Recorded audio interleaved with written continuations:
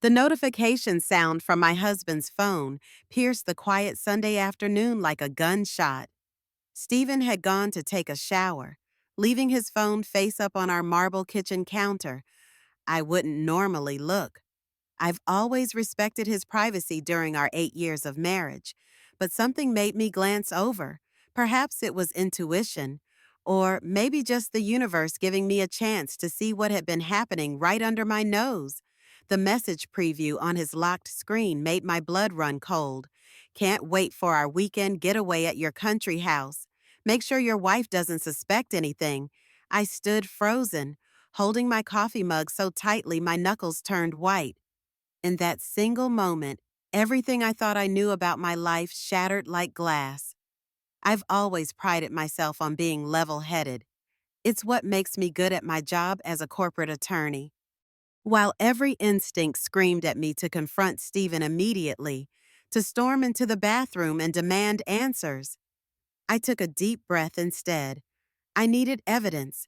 I needed to understand exactly what I was dealing with before making my next move. My hands trembled as I picked up his phone.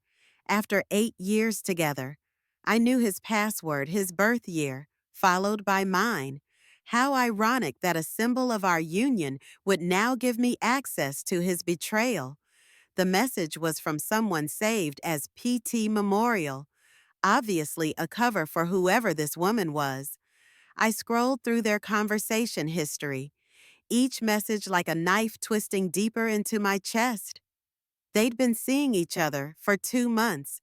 2 months of lies, of Stephen coming home late, claiming to work, of weekend business trips that were actually rendezvous with her. And now they were planning to spend the upcoming weekend at our country house, a place we had bought together 3 years ago as our special retreat from the city, the place where we had talked about starting a family someday. I heard the shower turn off and quickly placed his phone exactly as I'd found it, retreating to our home office with my heart pounding. I needed time to think, to plan. I wouldn't give him the satisfaction of seeing me fall apart. Stephen emerged from our bedroom 20 minutes later, dressed casually in the blue sweater I had given him last Christmas. He smiled at me the same smile that used to make my heart skip a beat, but now made my stomach churn with disgust. "I'm heading out to meet the guys for golf," he said, kissing me on the forehead. Another lie. "Don't wait up for dinner. We might grab something after." I smiled back a performance worthy of an Academy Award. "Have fun, honey. Text me if you'll be really late." The moment the door closed behind him, I collapsed into my chair, finally allowing the tears to fall. But I only gave myself 5 minutes to cry. Then, I wiped my face, straightened my shoulders, and opened my laptop. If I was going to confront this situation, I would do it on my terms, with all the facts at my disposal. First, I needed to know who this woman was. It didn't take long to find her. Stephen's email password was the same as his phone, and his calendar revealed multiple lunch meetings with someone named Eliza Kingston. A quick search confirmed she was a cardiac surgeon at the hospital where Stephen's investment firm had recently helped finance a new wing. I found her professional profile, complete with a photograph of a stunning brunette with piercing green eyes. She was beautiful. I had to admit younger than me by a couple of years, with the polished look of someone who took great care with her appearance. But that wasn't all I found. Eliza Kingston was married. Her social media, though limited, showed photos of her with a tall, distinguished-looking man identified as Richard Davis, an architecture professor at the local university. My mind raced with possibilities. Did Richard know his wife was having an affair? Was he sitting at home right now, blissfully unaware? Just as I had been hours ago, the more I dug, the more painful details emerged. Text messages about their passionate encounters, calendar entries disguised as business meetings, emails where they planned their future rendezvous. I needed to step away from the screen before the rage building inside me exploded. I paced our apartment, alternating between devastation and fury. How could Stephen do this to me, to us after everything we'd built together? My phone pinged with a text message from him. Game going longer than expected. Don't wait up. I threw the phone across the room, watching it bounce harmlessly off the couch cushions. Another lie to add to the growing pile. I knew exactly where he was and who he was with. The question now was what to do about it. I poured myself a glass of wine, a robust Cabernet we'd been saving for a special occasion, and tried to think clearly. Confronting Stephen directly might be satisfying in the moment, but would it give me the answers I needed? Would it help me understand how deep this betrayal went? No, I needed more information. And perhaps I needed to know if Richard Davis was aware that his wife was sleeping with my husband. As the night wore on, my legal training kicked in. I started documenting everything: screenshots of text messages, copies of emails, calendar entries. I created a timeline of their affair, noting dates when Stephen had claimed to be working late or away on business. When he finally came home around midnight, reeking of expensive perfume that wasn't mine, I pretended to be asleep. He slipped into bed beside me, and it took every ounce of self-control not to confront him then and there. But I reminded myself: patience, evidence, strategy. Morning came, and with it, a strange calm had settled over me. Stephen kissed me goodbye as if nothing had changed, as if he hadn't destroyed the foundation of our marriage. I smiled and waved, playing my part in this tragic farce. Once alone, I returned to my investigation with renewed determination. I needed to know everything about the woman who had inserted herself into my marriage. Dr. Eliza Kingston was by all accounts a rising star in cardiothoracic surgery. 34 years old, graduated top of her class from Johns Hopkins Medical School, completed her residency at Mayo Clinic. Her hospital biography described her as dedicated to pushing the boundaries of minimally invasive cardiac procedures. Her marriage to Richard Davis had been featured in a local magazine spread 3 years ago. They made a striking couple, she with her dark hair and confident smile, he with his salt and pepper hair and thoughtful eyes. The article described them as the perfect blend of science and art, highlighting Richard's work as an architecture professor and Eliza's medical innovations. Their wedding had taken place at an exclusive vineyard in Napa Valley. The photos showed them gazing into each other's eyes, surrounded by friends and family. They had seemed so in love, just as Stephen and I had once been. I found myself staring at Richard's image. Did he know? Was he suffering the same betrayal I was experiencing, or was he still living in ignorance? My phone rang, startling me out of my thoughts. It was Stephen. "Hey, babe," he said, his voice casual and light. "Just checking in. How's your day going?" The audacity of his normalcy made my blood boil, but I kept my voice steady. "Fine, just working on a brief for the Sanders case." "Good, good. Listen, I wanted to remind you that I'll be away this weekend for that client meeting upstate. The Collins account should be back Sunday night." Another lie, seamlessly delivered. I gripped the edge of my desk. Of course, I remember. The Collins account is important. Exactly. Could make or break this quarter's numbers. The Collins account didn't exist. I'd checked. It was his cover for the weekend getaway with Eliza at our country house. "Will you be staying at a hotel?" I asked, testing how far he would take the deception. "Yeah, the company's putting me up at the Marriott. Nothing fancy, but it'll do for a business trip." I swallowed hard, fighting back the urge to scream at him. Instead, I said, "Drive safely. I love you." There was the slightest pause before he replied, "Love you too, Mary." After hanging up, I sat motionless, staring at the wall. The Stephen I had married, the man who had pursued me relentlessly after we met at a charity gala, who had sent flowers to my office every day for a week until I agreed to have dinner with him, was gone. Or perhaps he had never existed at all. Our courtship had been a whirlwind. I was representing my law firm at the gala, and Stephen was there courting potential investors for his boutique investment firm. He had approached me with a glass of champagne and a confident smile, asking about my work with an intensity that had felt genuine and flattering. By the end of the evening, he had my number. By the end of the week, we were inseparable.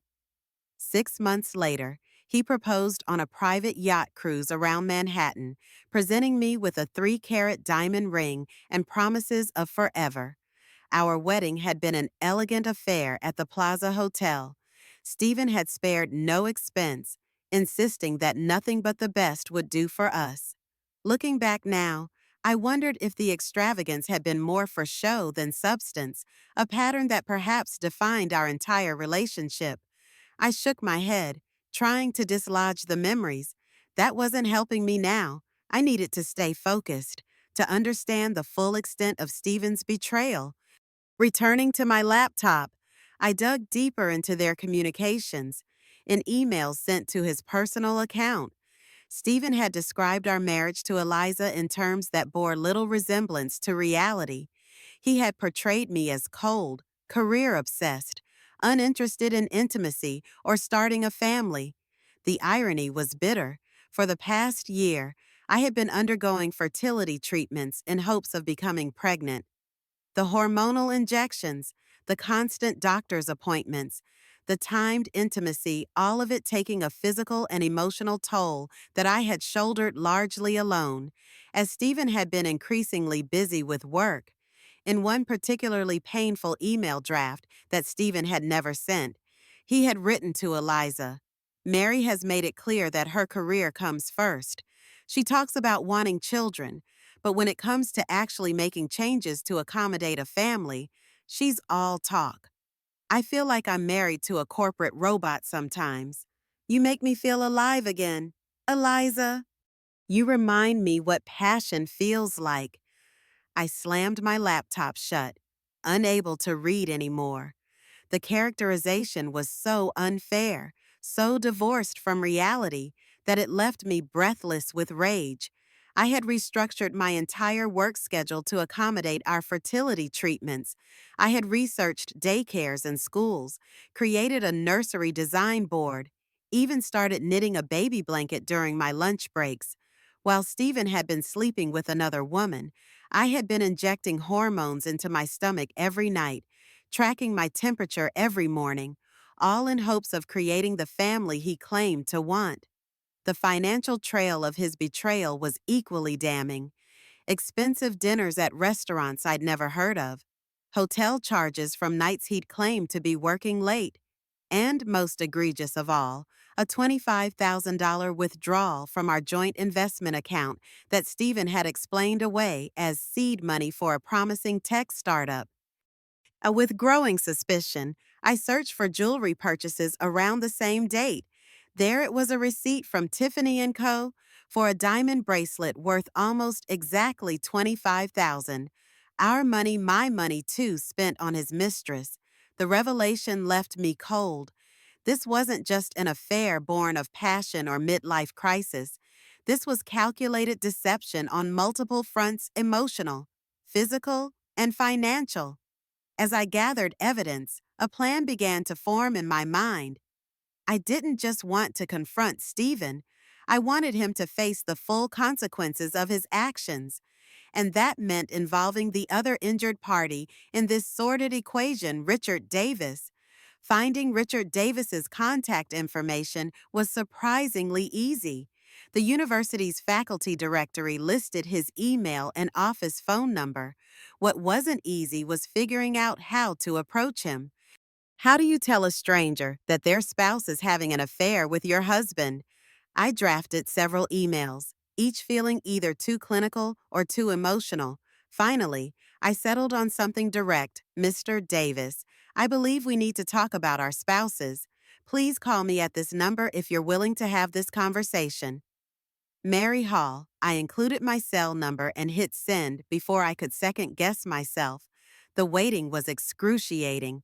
I paced our apartment, alternating between rage, heartbreak, and a strange sense of numbness. What if he didn't respond? What if he already knew and didn't care? What if he blamed me somehow for not keeping my husband satisfied? When my phone finally rang 2 hours later, I almost dropped it in my haste to answer. "This is Richard Davis," said a deep, steady voice. "I received your email. What's this about our spouses?" I took a deep breath, steadying myself.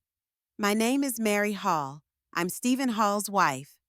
I have reason to believe he's having an affair with your wife, Eliza." The silence that followed felt eternal.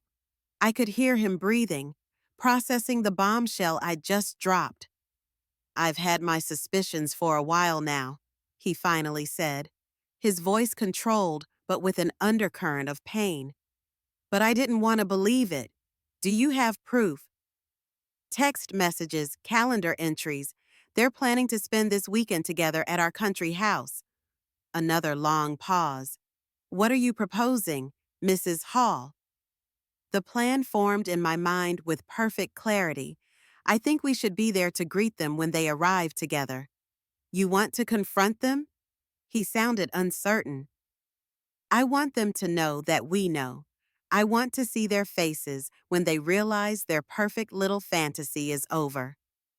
The cold determination in my voice surprised even me. "Are you in?" Richard suggested we meet in person to discuss the details. We agreed on a coffee shop downtown, neutral territory far from our respective workplaces and homes. When I arrived the next day, I spotted him immediately, in person. Richard Davis was even more imposing than in photographs, tall with broad shoulders, dark hair threaded with silver at the temples, and eyes that reflected the same pain and determination I felt. He stood as I approached, offering a handshake that felt formal given the intimate nature of our connection. "Mrs. Hall," he said. "Mary, please," I replied, taking a seat across from him. "Richard, then." We sat in awkward silence for a moment, two strangers bound by betrayal. "I brought the evidence," I said finally, sliding a folder across the table. "It might be difficult to look at." Richard opened the folder with steady hands, his expression remaining neutral as he reviewed the text messages, emails, and financial records I'd compiled. Only a slight tightening around his eyes betrayed his emotions. "How long have you known?" he asked, closing the folder. "3 days. I saw a text message preview on Stephen's phone." He nodded. "I've suspected something was wrong for about a month.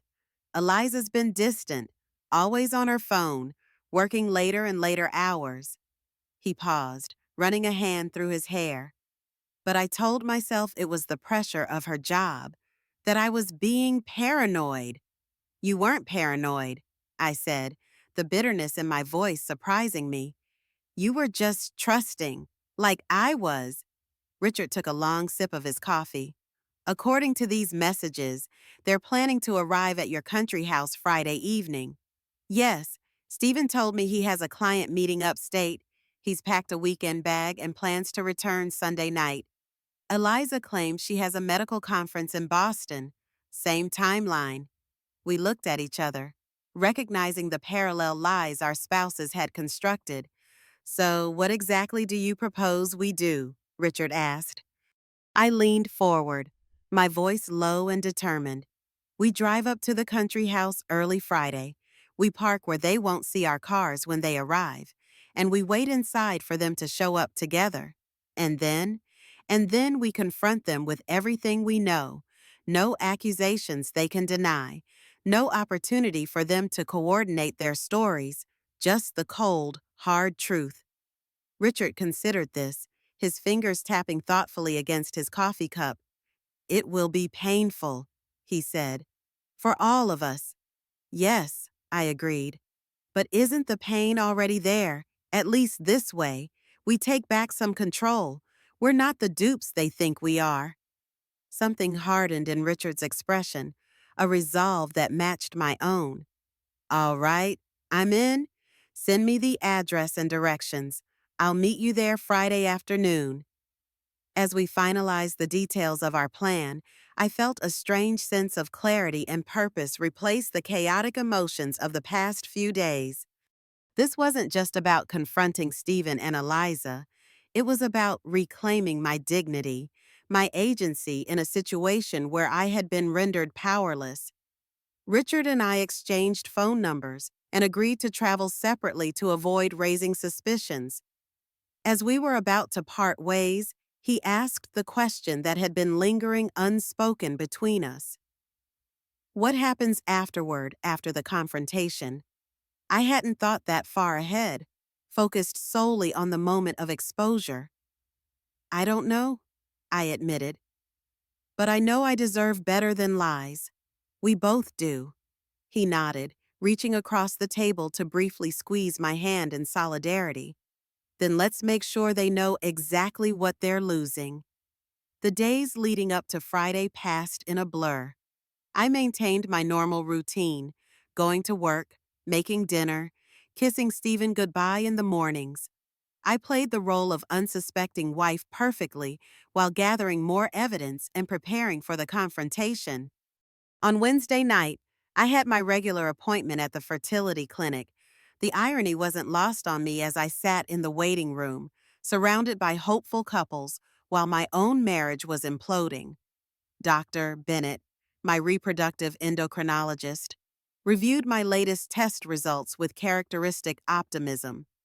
Your hormone levels are looking much better this cycle. Mary, she said, showing me the charts on her computer screen. I think we're getting closer to an optimal balance for successful implantation.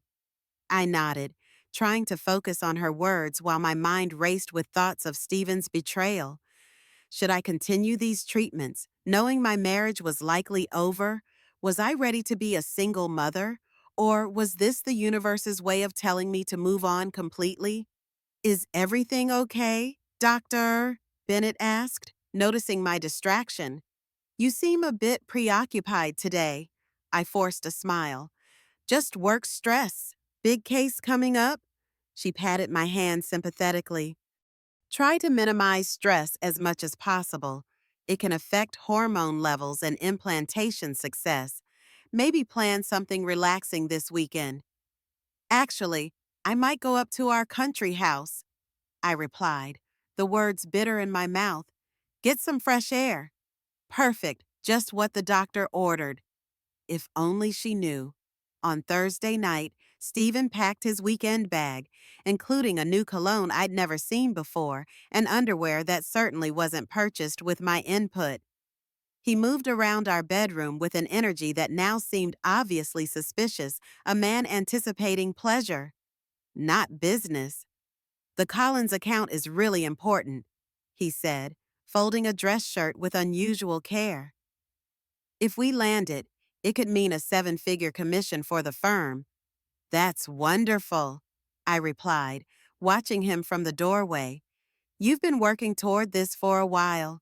He glanced up, flashing me that smile that once made my heart race. Exactly. That's why I need to give it my full attention this weekend. No distractions. No distractions except Eliza Kingston, I thought, maintaining my supportive expression with effort. I understand completely. Do what you need to do. Later, as we lay in bed, Stephen already asleep while I stared at the ceiling, I felt a strange twisting sensation in my abdomen. At first, I thought it might be a side effect of my fertility medications, but as it intensified, I realized it was something else, a physical manifestation of betrayal. My body processing what my mind was still struggling to comprehend. I slipped out of bed and went to the bathroom, where I collapsed on the cool tile floor, finally allowing myself to sob silently into a towel. The pain was overwhelming, not just the betrayal itself, but the realization that my entire future had been built on a foundation of lies. The fertility treatments, The discussions about which school district would be best for our children. The nursery color schemes I'd been researching, all of it suddenly seemed like a cruel joke. Had Stephen ever truly wanted children with me? Or had that been another lie to keep me complacent while he pursued his own desires? Through my tears, a new emotion began to take shape: determination. Stephen Hall would not define my future. Whatever happened tomorrow, whatever painful truths emerged, I would survive this. I would rebuild. And perhaps someday, I would even thank him for showing me his true self before we brought children into this toxic marriage. Friday morning arrived with a peculiar calm. Stephen kissed me goodbye with the same lie he'd been telling for weeks. Big client meeting upstate. I'll be back Sunday night. Drive safely, I said, smiling through my nausea. I love you. Love you too, Mary, he replied, not meeting my eyes. As soon as the door closed behind him, I sprang into action. I had already packed my own weekend bag the night before, hidden in the back of my closet. I called my office to let them know I wouldn't be in today, citing a family emergency, which wasn't far from the truth. Then I texted Richard. He's gone. I'm leaving in an hour. Still on for 2 p.m. His reply came moments later. On schedule. See you there. Before leaving. I took one last look around our apartment, the space we had created together, filled with memories and shared dreams. Would I ever see it the same way again? Would I even want to live here after today? I pushed those questions aside, one crisis at a time. The drive to our country house took just over 3 hours, the familiar route now feeling like a journey into unknown territory. The house itself was a beautiful cedar-sided retreat nestled among pine trees, overlooking a small private lake. We had bought it 3 years ago as an escape from the city, a place to decompress and reconnect away from the pressures of our careers. Now it would be the setting for the end of our marriage. I parked my car behind the detached garage, where it wouldn't be visible from the driveway. The house was silent and cool as I entered, the scent of pine and cinnamon, usually so comforting, now making me feel slightly nauseated. I walked through the rooms, touching familiar objects and wondering how many other lies were woven into the fabric of my marriage. Had there been others before Eliza? How long would this affair have continued if I hadn't seen that notification? Richard arrived precisely at 2 p.m., his silver Audi pulling up beside my hidden car. He carried a small overnight bag and a laptop case, his expression grim but determined as I met him at the side door. Any updates? He asked, following me inside. Stephen texted that he arrived safely at his meeting. I assume he's on his way here now, probably with Eliza? Richard nodded, glancing around the house. Your home is beautiful. Thank you. We bought it as a retreat, somewhere to escape the city and eventually raise children. The words caught in my throat. Richard's expression softened with understanding. Eliza and I talked about buying a place like this, something away from the city where we could eventually start a family. The mention of children sent a sharp pain through my chest. That was our plan too, I said quietly. We've been trying for the past year, or at least I thought we were. Trying? I hadn't planned to share this part of my life with a stranger. But Richard wasn't exactly a stranger anymore. We shared the intimate bond of mutual betrayal. Fertility treatments, I explained. I've been seeing a specialist, taking medications, following a strict regimen, all while Stephen was apparently— I couldn't finish the sentence.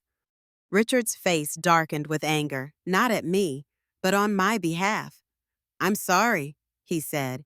There aren't words for that level of betrayal. I nodded, grateful for his understanding. Eliza kept putting off having children. He continued after a moment. Always after the next promotion, or when my schedule is less demanding. I never pushed because I respected her career, but now I wonder if she ever intended to start a family with me at all. We fell into conversation with surprising ease, two strangers connected by the most painful of circumstances. I learned that Richard had met Eliza during her residency when he was designing an addition to the medical school.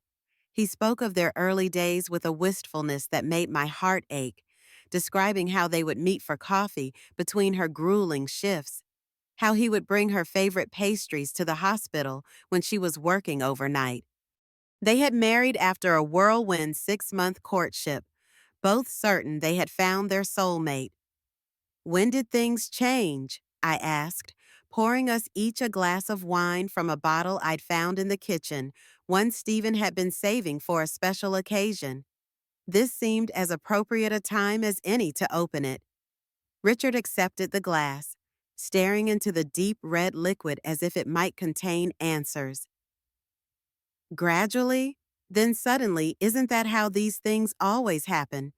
The past year, she's been more distant, always on her phone, smiling at messages that she'd quickly hide when I entered the room, working later and later." He took a long sip. I told myself it was the pressure of her job, that I was being paranoid. "You weren't paranoid," I said, the bitterness in my voice surprising me. "You were just trusting, like I was." We shared stories of our marriages as the afternoon waned. I told him how Stephen and I had met at a charity gala, how he had pursued me relentlessly, sending flowers to my office every day for a week until I agreed to have dinner with him, how sure I had been that we would grow old together. "He told me once that he'd never believed in soulmates until he met me," I said, fighting back tears. I wonder if he used the same line on Eliza. As the daylight began to fade, we prepared for the arrival of our spouses. We positioned ourselves in the living room, where a single lamp provided just enough illumination to see without being immediately noticeable from the entryway. Richard checked his watch. Eliza texted an hour ago that she had arrived at the conference and was checking into her hotel. They should be here soon. I nodded, a strange calm settling over me. The hardest part of betrayal wasn't the discovery or even the confrontation to come. It was the limbo between knowing and resolution, the days of pretending, of carrying the burden of knowledge while the betrayers continued their deception, oblivious to the fact that their carefully constructed fantasy was already crumbling. That limbo was about to end. The crunch of tires on gravel alerted us to their arrival. Headlights swept across the windows, illuminating the room momentarily before plunging it back into shadow. My heart hammered against my ribs as car doors slammed, followed by laughter, Stephen's familiar chuckle, and a woman's lighter tones. Richard and I exchanged a glance. Moving into position as we'd planned, we sat side by side on the sofa, facing the door. Two judges prepared to render verdict on the guilty. The key turned in the lock. I heard Stephen's voice, low and intimate. "Welcome to our weekend paradise. I've been dreaming about having you here." A woman, Eliza, giggled in response. "Are you sure we're alone? No neighbors or surprise visits from the wife?" "Completely alone," Stephen assured her as they stepped into the house. "Mary thinks I'm at a client meeting upstate. She never checks up on me." They moved into the entryway, Stephen carrying their bags, Eliza clutching a bottle of champagne. They were so engrossed in each other, they didn't notice us immediately. I observed them with a strange detachment, my husband, with his arm around another woman's waist, looking at her the way he used to look at me. Eliza was even more striking in person than in photographs. Her dark hair cascaded over her shoulders, her green eyes bright with excitement. They looked like the perfect couple, and the realization sent a wave of nausea through me. Stephen flipped on the main light switch, and that's when they saw us. The champagne bottle slipped from Eliza's grasp, shattering on the hardwood floor in a spray of glass and foam. Stephen froze, his face draining of color. "Mary, what? What are you doing here?" His eyes darted to Richard, confusion momentarily outweighing panic. "Who is this?" I smiled, amazed at how calm I felt now that the moment had arrived. "Honey, I'd like you to meet Richard Davis, Eliza's husband. We thought it was time the four of us had a little chat." Eliza made a sound somewhere between a gasp and a sob, her hand flying to her mouth. "Richard, how? Why are you here?" Her eyes, wide with fear, moved between her husband and me. "What is this? Please, come in," I said, gesturing to the two armchairs across from us. "You've come all this way for a weekend getaway. The least we can do is offer you a drink." Neither of them moved. Stephen's shock was quickly morphing into anger, a defense mechanism I'd seen him employ in arguments before. "This is completely inappropriate. You had no right to ambush us like this." Richard spoke for the first time, his voice level but edged with steel. "No right.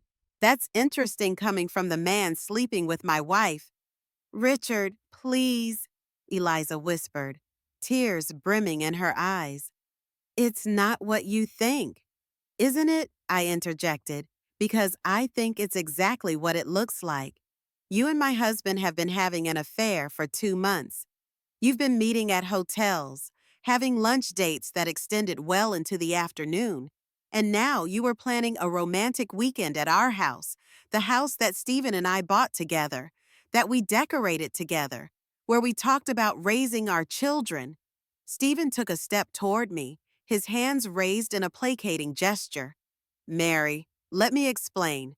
"Sit down," I commanded, surprising even myself with the authority in my voice.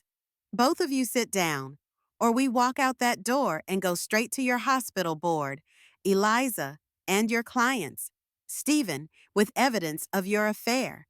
I'm sure they'd be fascinated to learn how you've been conducting yourselves." That got their attention. Slowly, reluctantly, they moved to the armchairs, sitting stiffly on the edges like children summoned to the principal's office. Stephen ran a hand through his hair, a nervous habit I'd once found endearing. "How long have you known?" he asked quietly. "Long enough," I replied. "Your passcode hasn't changed since our wedding day." Steve, not very security conscious for an investment banker. He flinched at that, the implications settling in. "You went through my phone, my emails." "Yes," I admitted without a trace of remorse. "And Richard has been noticing things too, haven't you?" Richard nodded, his gaze fixed on Eliza. "The late nights, the conference calls that couldn't be interrupted, the sudden need for new lingerie that I never saw." He leaned forward slightly. "Did you think I was stupid, Eliza, or just that I didn't care enough to notice?" Eliza's composure cracked. Tears spilled down her cheeks, leaving tracks in her perfect makeup. "It just happened, Richard. We didn't plan it. We never meant to hurt either of you." "Spare us the cliches," I said coldly. "Affairs don't just happen. You made choices, hundreds of them. Every text, every lie about where you were, every night you spent together was a choice to betray the people who loved you." I could see Stephen calculating, his business negotiator mindset kicking in as he tried to assess the situation and find the most advantageous position. "What do you want from us?" he asked, a hint of his deal-maker tone creeping in. "Is this about money? Because if it's a divorce you want, Mary, we can handle it like adults without this theatrical production." I laughed, the sound harsh and unfamiliar to my own ears. "This isn't a negotiation. Steve, this is a reckoning. We want you to sit there and listen while we tell you exactly what we know, exactly how we found out, and exactly what we plan to do about it." Outside, rain had begun to fall, pattering against the windows as if nature itself were providing the soundtrack to our shattered marriages. The storm was gathering strength, much like the confrontation unfolding within these walls. And so we did. For the next hour, Richard and I laid out the evidence methodically, the text messages, the credit card receipts. the calendar entries deliberately mislabeled. I watched Stephen's face as his carefully constructed lies collapsed one by one. Eliza alternated between crying silently and staring at the floor, unable to meet Richard's eyes. "But what I really want to know," I said finally, "is what you told each other about us, about your spouses. I'm curious what narrative you created to justify all this." Stephen and Eliza exchanged uncomfortable glances, neither willing to speak first. "I'll go first, then," I continued. "I found your drafts folder. Stephen, the emails you wrote to her but were too cautious to send. That each word felt like acid on my tongue. You told her I was cold, ambitious, that I cared more about my career than starting a family, that we hadn't been intimate in months." I leaned forward, my voice dropping to a dangerous whisper. "You conveniently left out the part where I've been going to fertility treatments twice a week for the past year, where I rearranged my entire work schedule to accommodate your preferences, where I've been trying everything possible to conceive the child you claim to want." Stephen had the decency to look ashamed, but before he could respond, Richard cut in. "Your turn, Eliza," he said, his voice tight with controlled emotion. "What convenient fiction did you create about me?" Eliza wiped her tears with trembling fingers. "I never said anything bad about you. Richard, I swear." "Liar," I said quietly, lifting my phone. "You told my husband that Richard was controlling, that he monitored your movements and checked your phone, that he wanted you to quit medicine to have babies." I read directly from a message I'd found. "He doesn't understand me like you do. Steve, he never has." Richard's face contorted with pain. "Controlling, I've supported every career move you've made. Eliza, I designed your home office myself so you could work whenever you needed to. I've never once asked you to check in or questioned where you were going." He shook his head in disbelief. "And as for children, you were the one who brought it up first, who showed me nursery designs and talked about names. I've only ever followed your lead." A heavy silence fell over the room. Outside, the rain had intensified, drumming against the roof as lightning illuminated the room in brief, harsh flashes. The storm outside was nothing compared to the tempest of emotions within these walls. Four people whose lives had become inextricably tangled through lies, betrayal, and the painful truth that was now impossible to ignore. Lightning flashed again, throwing harsh shadows across Stephen's face. In that brief illumination, I saw something I hadn't expected: genuine fear. Not just the panic of being caught, but something deeper. For the first time since I'd known him, my husband looked truly vulnerable. "I want a divorce," I said, the words emerging with surprising steadiness. "I've already spoken to Caroline Winters at my firm." Caroline was one of the most feared divorce attorneys in the state, known for her ruthlessness in high-profile cases. "She'll be contacting you on Monday." Stephen's jaw tightened. "You can't be serious. You're willing to throw away 8 years of marriage over one mistake." "One mistake," I repeated incredulously. "This wasn't a drunken one-night stand. Stephen, this was a calculated affair. You created a fake contact in your phone. You invented business trips. You planned to bring your mistress to our home." I leaned forward, meeting his gaze directly. "And by the way, that investment you made last month from our joint account, the one you said was for a startup, I traced it. $25,000 for a diamond bracelet from Tiffany's." I turned to Eliza. "I hope you enjoyed it." "It cost me a lot more than money." Eliza paled, her hand instinctively moving to her wrist where a delicate bracelet glinted in the lamplight. "I didn't know," she whispered. "He told me it was from his personal account." "We don't have personal accounts," I informed her coldly. "Everything has been joint since we married. That was his idea. Actually, no secrets between us. Ironic, isn't it?" Richard had been silent, watching Eliza with an expression I couldn't quite read. Now he spoke, his voice low and controlled.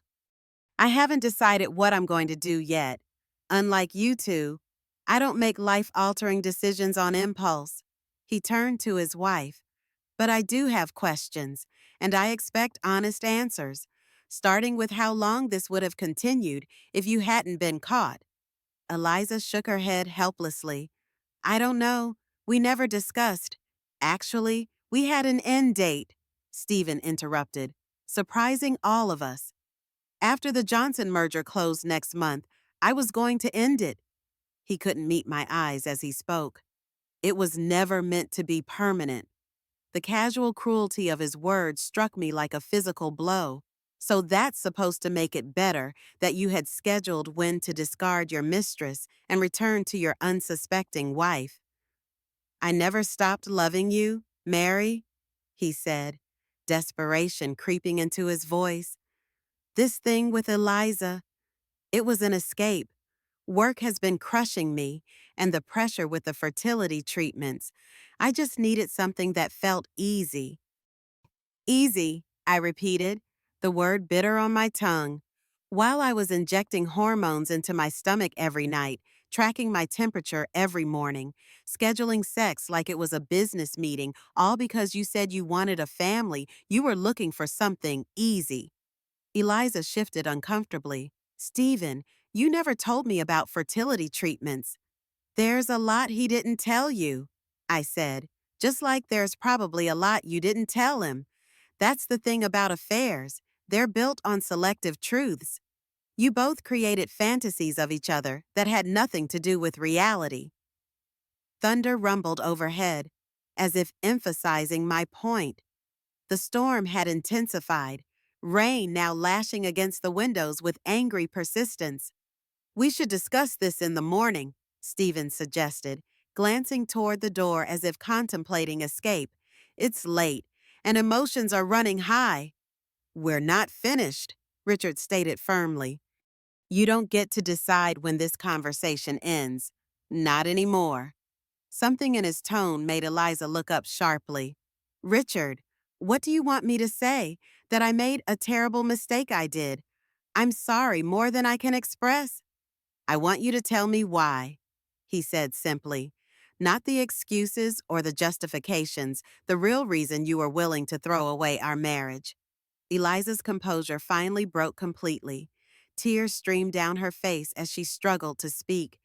I was afraid, she admitted, her voice barely audible above the storm. Afraid of disappointing you, afraid of failing as a wife, as a potential mother. Every time you mentioned children, all I could think about was how I'd have to scale back at work, how I might lose the career I've fought so hard for. So instead of talking to me about your fears, you decided sleeping with another woman's husband was the solution? Richard's voice was incredulous.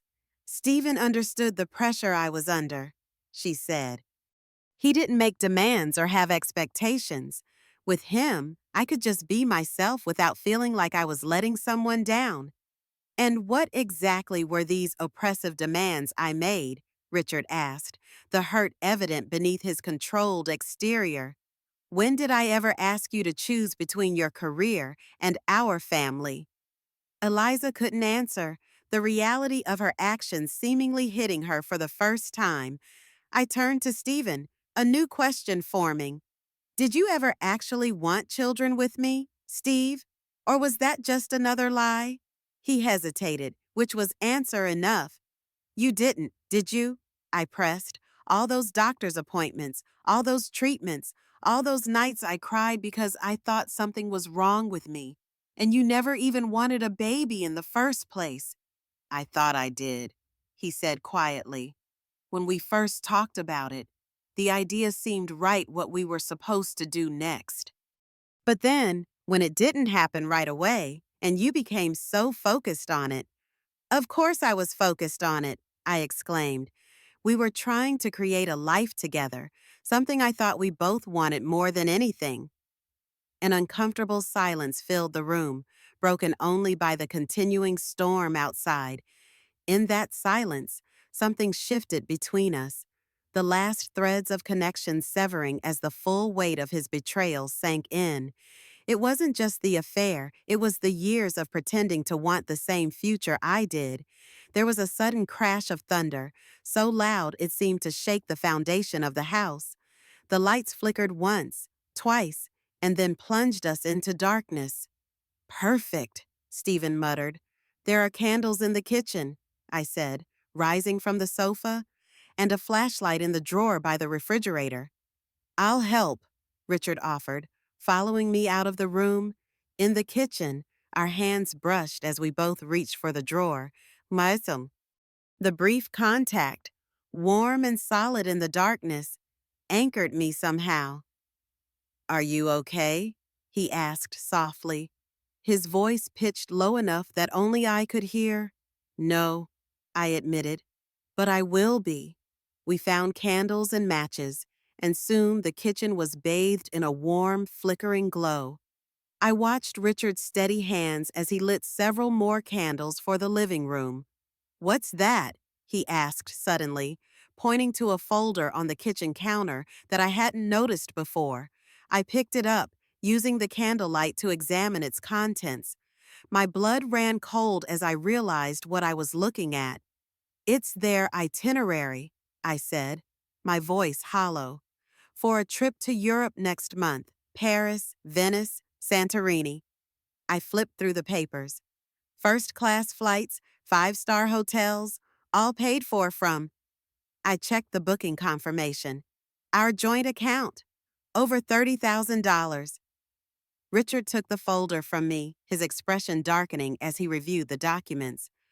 They were planning this while sitting in our living room pretending their affair was ending, he said, his voice tight with renewed anger. The audacity, I whispered, staring at the travel confirmations in disbelief. They were going to take a romantic European vacation with our money, while we sat at home, oblivious. The discovery reignited my rage, washing away the momentary emotional exhaustion. We gathered the candles and the folder and returned to the living room, where Stephen and Eliza sat in uncomfortable silence. Interesting reading material, I said, tossing the travel folder onto the coffee table between us. When exactly were you planning to tell me about your European getaway, Stephen? Or was that going to be another client meeting?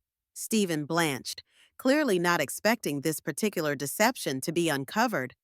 It's not, he began. Don't, I cut him off. Don't insult my intelligence with more lies.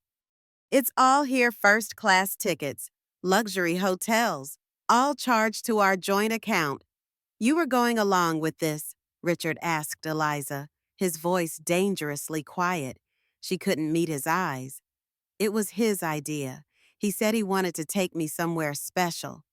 On my dime, I added bitterly. How thoughtful of him. Stephen stood abruptly, pacing in the candlelit room. This isn't going anywhere productive. We've all said things in anger. Sit down, Stephen, I commanded. We're not done.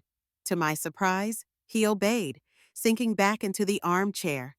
Here's what's going to happen, I continued, a strange calm overtaking me. Tonight, we all stay here. The storm's too dangerous to drive in, and frankly, I don't trust either of you to leave. Tomorrow, Richard and I will go home, and you two can figure out what to do with the shambles of your lives. I turned to Stephen. I want you out of our apartment by Monday. You can stay at the Four Seasons. You seem to enjoy spending our money there anyway. And us? Eliza asked Richard, her voice small. Richard considered for a long moment before answering. I don't know yet, but I do know I won't be home tomorrow. I need time to think. The four of us sat in the flickering candlelight, the storm raging outside, as the full weight of what had happened and what would happen next settled over us. I slept fitfully that night, alone in the guest bedroom. Stephen had taken the couch, while Richard occupied the second guest room. Eliza, after a tearful attempt to speak with Richard that ended in his firm refusal, had retreated to the master bedroom. The storm continued through the night, rain lashing against the windows as if nature itself were purging the toxins of betrayal from the air. I lay awake, staring at the ceiling, my mind racing with questions and realizations. How had I missed the signs? There must have been clues, moments when Stephen's lies didn't quite add up, times when his affection seemed forced. Had I been so consumed with our fertility journey that I'd become blind to the deterioration of our marriage? Or had he simply become that good at deception? Morning arrived with tentative sunshine breaking through the clouds. The storm had passed, leaving behind a cleaned and glistening landscape. I made coffee in the kitchen, savoring the quiet before the others woke. Richard joined me first, his face showing the same lack of sleep that I felt. "Morning," he said, accepting the mug I offered. "How are you holding up?" I asked. He gave a humorless laugh. "About as well as can be expected when your entire life implodes in one evening." I nodded, understanding exactly what he meant. "What will you do?" he asked after a moment. "Follow through with the divorce," I said without hesitation. "There's no coming back from this, not just the affair, but the lies about wanting children, the financial deceptions, all of it." I took a sip of coffee. "And you." Richard stared out the window at the lake, now calm after the storm. "I'm not sure yet. The rational part of me says to end it, but there's still love there." I finished for him. "Yes," he admitted. "Despite everything. Pathetic, isn't it?" "Not pathetic," I corrected gently. "Human." He smiled faintly, the first genuine smile I'd seen from him since we'd met. "Thank you for that." We stood in companionable silence, watching the morning light play across the water. There was something oddly comforting about sharing this moment with the only other person who could possibly understand what I was feeling. The sound of footsteps broke our reverie. Stephen appeared in the doorway, his usually impeccable appearance rumpled from a night on the couch. "Could I have a word with you, Mary?" he asked. Privately, I glanced at Richard, who nodded slightly. "I'll check the house for any storm damage," he said, excusing himself. Once we were alone, Stephen approached me, his expression conciliatory. "Mary, I know I've made terrible mistakes." "Mistakes," I interrupted. "A mistake is forgetting an anniversary or saying something thoughtless in anger. What you did was a series of deliberate choices made over months." He had the grace to look ashamed. "You're right. I'm not trying to minimize it. I need you to know that despite everything, I do love you." "No, Stephen, you don't," I said firmly. "You might love the idea of me, the supportive wife who makes you look good at company functions, who handles all the emotional labor in our relationship while asking nothing in return. But you don't love me, the actual person. If you did, you couldn't have done what you did." "That's not fair," he protested. "People make mistakes even when they love someone." "Did you ever actually want children?" I asked, changing tack abruptly. His hesitation told me everything. "Tell me the truth, Stephen. For once in our marriage, just tell me the truth." He sighed heavily, sinking into a kitchen chair. "I thought I did, at first. Or at least, I thought I should want them. It's what people do, right? Get married, buy a house, have kids. But when it didn't happen right away, and we had to start all the treatments, I realized I was relieved each time it didn't take. The admission, though expected after last night's revelations, still hurt.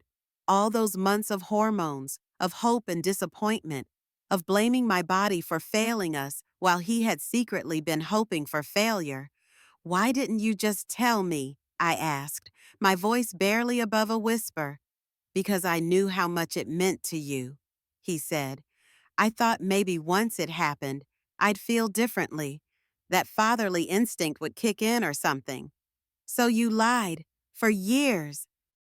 I didn't see it as lying exactly, more like waiting to feel what I was supposed to feel. I shook my head, amazed at his capacity for self-deception. And Eliza? Was she just another feeling you were waiting to have? He flinched at that. Eliza was complicated. She made me feel understood in a way I haven't in a long time. Because she didn't know you, I said bluntly. She only knew the version of yourself you chose to show her, just like you only showed me the version of yourself you thought I wanted to see. That's not intimacy. Stephen, that's performance. He had no response to that, and we lapsed into silence. Outside, I could see Richard walking the perimeter of the house, checking the gutters and roof for damage. I've already contacted Caroline about the divorce, I said finally. She'll be reaching out to you on Monday. I suggest you find your own attorney quickly. Mary, please, I'm not interested in a protracted legal battle. I continued, ignoring his plea. I'll be fair about dividing our assets. All I ask is that you do the same. And the apartment. I'm keeping it, I said firmly. You can have the investment portfolio and the car. I've already made a preliminary list of how we can divide things equitably. I reached into my purse and handed him a neatly typed document I prepared before coming to the house. He stared at it, the reality of our situation finally seeming to sink in. You've really thought this through. I'm a corporate attorney, Stephen. Preparing for contingencies is what I do. He nodded slowly, folding the paper and putting it in his pocket. For what it's worth, I am sorry. Not just for getting caught, but for hurting you. That was never my intention. I believe you, I said, surprised to find that I did. But intentions don't change outcomes. Our conversation was interrupted by raised voices from upstairs, Eliza and Richard. Their words were indistinct, but the emotional tenor was clear anger, pain, recrimination. Stephen and I exchanged uncomfortable glances. Should we check on them? He asked. No, I said. They deserve the same privacy for their conversation that we had for ours. The shouting abruptly stopped, followed by the sound of a door slamming. Moments later, Eliza appeared in the kitchen, her face tear-streaked but composed. Richard wants to leave soon, she said to me, avoiding Stephen's gaze. He said to tell you he'll be ready whenever you are. I nodded. Thank you. I'll get my things. As I turned to go, Eliza called out, Mary! I paused, looking back at her. I'm truly sorry, she said. I know that doesn't change anything, but I need you to know that. I studied her face, trying to determine if this was genuine remorse or just another performance for Stephen's benefit. There's something else you should know, Eliza continued, her voice dropping. I'm pregnant. The world seemed to stop. For a moment, I couldn't breathe, couldn't think. Stephen's face went completely white. It's not what you're thinking, she continued quickly, turning toward the doorway where Richard now stood, his expression unreadable. It's yours, Richard. I'm 6 weeks along. I only found out last week, and I was going to tell you after I ended things with Stephen this weekend. Richard stared at her in disbelief. You're pregnant with my child, and you came here for a weekend with your lover. Stephen looked equally stunned. You never said anything about being pregnant. I was going to tell you both the truth this weekend, Eliza insisted, desperation in her voice. Richard, I realized I couldn't keep living this lie. I want our family, our future. This affair was a mistake, the biggest mistake of my life. Convenient timing, I observed coldly. You have an attack of conscience right when you find out you're carrying Richard's child. It's the truth, she pleaded. Richard, you have to believe me. I never stopped loving you. Richard's expression was unreadable as he processed this new information. The revelation hung in the air between us, changing everything and nothing simultaneously. How can I possibly believe anything you say now? He finally asked, his voice raw with emotion. How can I trust that this child is even mine? We can do a paternity test, Eliza offered immediately. I'll do whatever it takes to prove I'm telling the truth about this. At least. I watched this exchange with a strange detachment, as if observing characters in a play rather than real people whose lives were imploding alongside my own.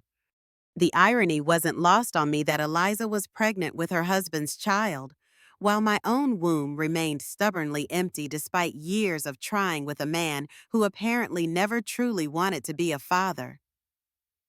I need some air, I announced abruptly, heading for the back door. No one tried to stop me as I walked out onto the covered porch. The air was fresh and clean after the storm, the lake sparkling in the morning sunlight. I gulped in deep breaths, trying to process everything that had happened in the last 24 hours. My marriage was over. The future I had planned, children, growing old with Stephen, all of it had evaporated like morning mist. And yet, amidst the pain and betrayal, I felt something unexpected relief. Relief that the deception was over. Relief that I no longer had to try to build a life with someone who didn't want the same things I did. Relief that I had discovered the truth before bringing children into a marriage built on lies. I heard the door open behind me and turned, expecting to see Stephen come to offer more excuses. Instead, Richard stepped out, his expression troubled. "Are you okay?" he asked, joining me at the railing. "No," I admitted, "but I will be." I glanced at him. "What about you?" That was quite a bombshell she dropped. He ran a hand through his hair, looking out at the lake. "I don't know what to think. Part of me wants to believe her that the baby is mine, that she was planning to end the affair. Another part wonders if this is just another manipulation.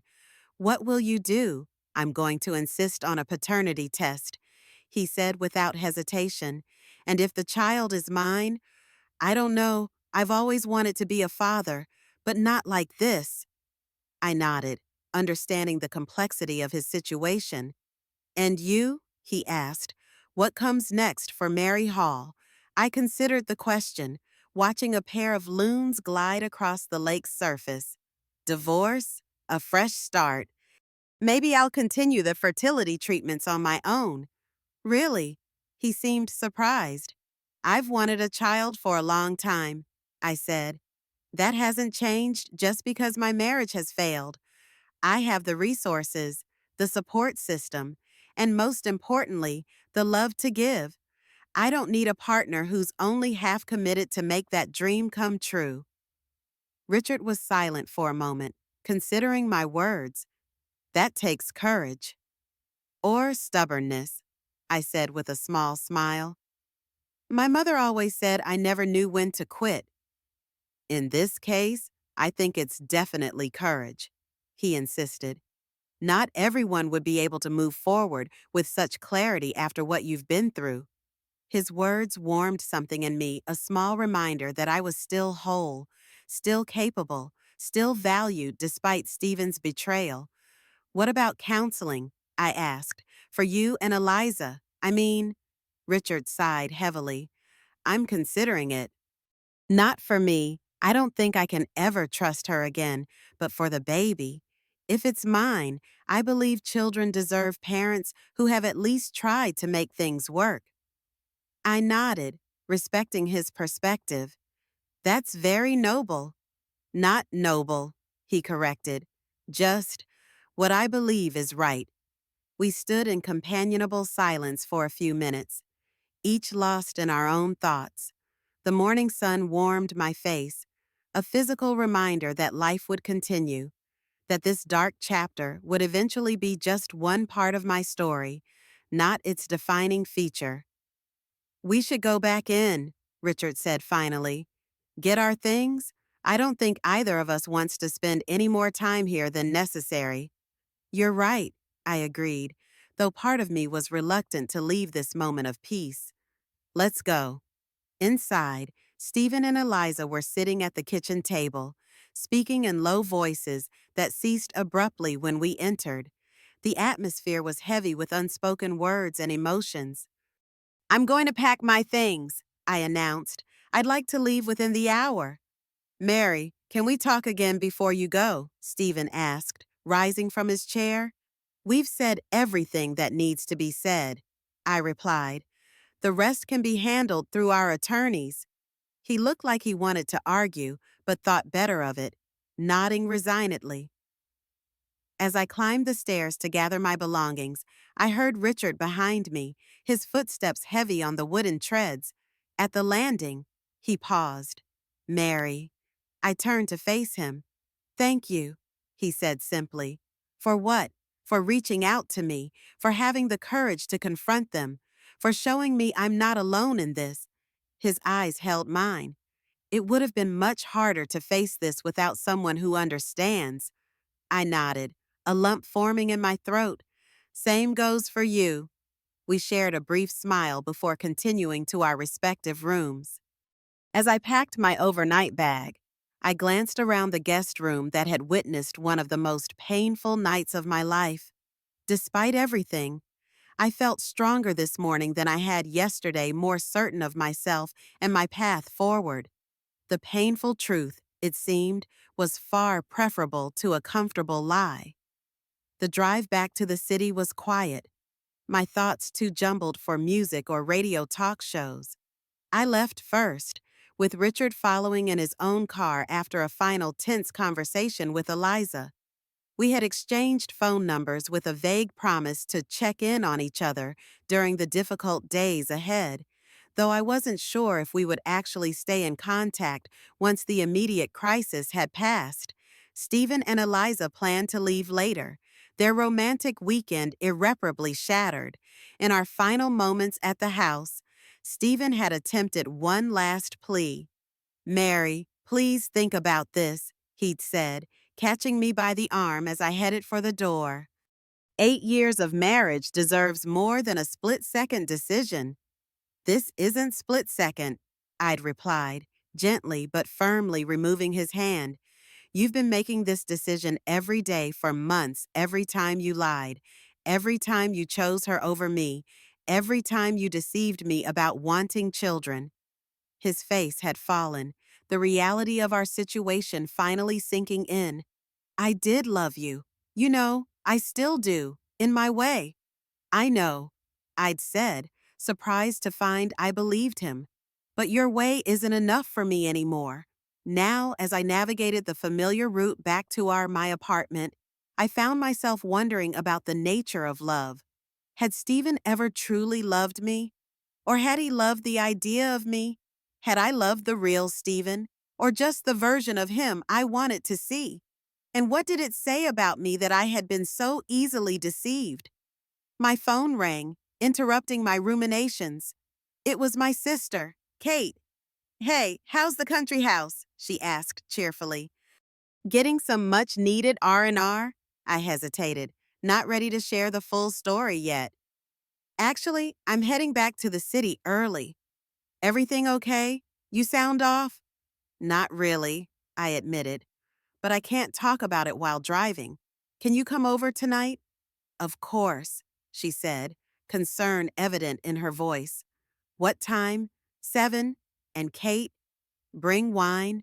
A lot of it?" "That bad. Huh? I'll be there. Love you, sis."